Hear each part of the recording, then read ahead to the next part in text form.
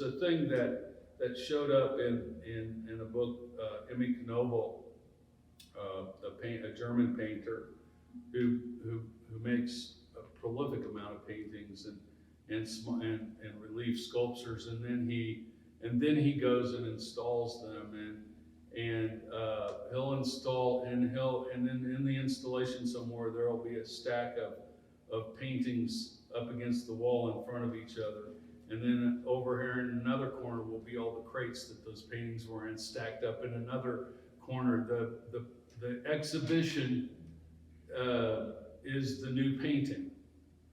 He has all the paintings and they exist on their own, but the exhibition is the new organization, and that has a lot to do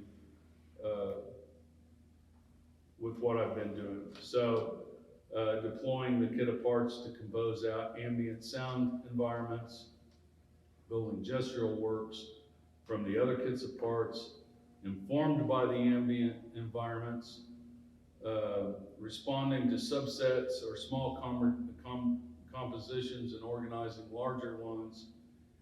And then the idea of crossing signals comes out of this idea of confusing one kit for another, like using the wrong parts for another part, kind of a farm craft. What do I have that will work here? Because I don't need to have the right part, I just need to have a part. And that's where that's where the idea of crossing signals came from. There's a statement in the book up front that gets at that idea from another direction, and that's interesting. And there's also a book that you have, but on my website there's a link to an essay that Matt Wyckoff wrote that Joe commissioned for the original show we were going to have, and he got at some very interesting things. So there are a couple of people, or a couple of different ways. My writing, Matt Wyckoff's writing, Halcomb Miller's writing that's in the introduction to that book, that get at these ideas from different directions. And this is, you know, this conversation for me was really brought about by thinking about Lake Superior and that thing that was, and we were out there today, and after a conversation with Karen about agate, I spent most of the time looking down at the rocks. I tried to focus on the lake. That's beautiful. Look at those rocks. And, we've got a small stack of kind of some interesting rocks in the trunk of the car. But you know, at each level, I'm not looking for resolution. I'm not looking to finish something. I'm looking to find stasis. I'm looking for an idling point. It's a pause or a fermata.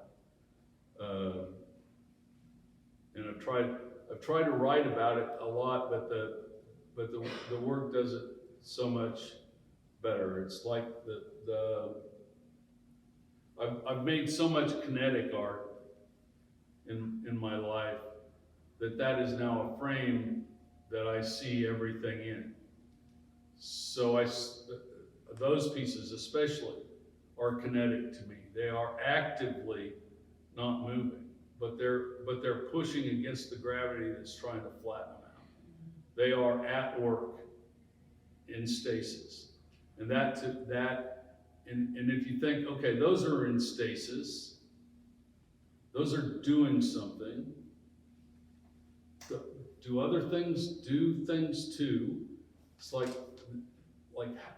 how is this hanging on the wall? What it's acting against gravity too. Every painting I've ever seen, as a matter of fact, is hanging on the wall in opposition to gravity. Wow, it's like we found something here. And I love those moments. And so, you know, if we have something that that can bring about a new question, then we can walk around with that question and see if it applies anywhere else. Again, going back to the Feynman thing. We can say what forces are at play, what is holding things up, how might they be in stasis, how might they be a signal, how might they be an object, what is their role. And I think at each level, that sense of composition gives us a whole new set of possible questions.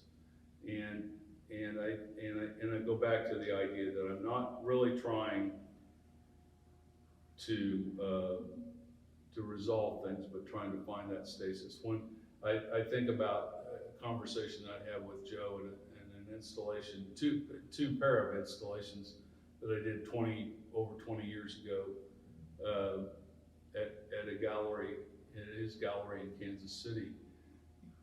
How many elements do you put in the room? When does it quit being, how many people had to be here that there's a crowd of people here versus a bunch of individual people? What's the threshold? How do we move from a bunch of things to one thing? And finding that threshold was something that both those installations were about, is trying to get the right amount of number of elements in the room to where it was a thing, except it wasn't, it was 7 things. Except it wasn't, it was a thing, right? And so it's been on my, these things have been on my mind for some time. And I think when I think about that, is it simply one situation or one condition? How solid or tenuous is the relationship between the parts? And I guess to me, it's like a great big moving Venn diagram that we're looking for in these relationships between things. I'm not intending to kind of remedy the situation or resolve it. I just want to set it in motion, like spinning plates.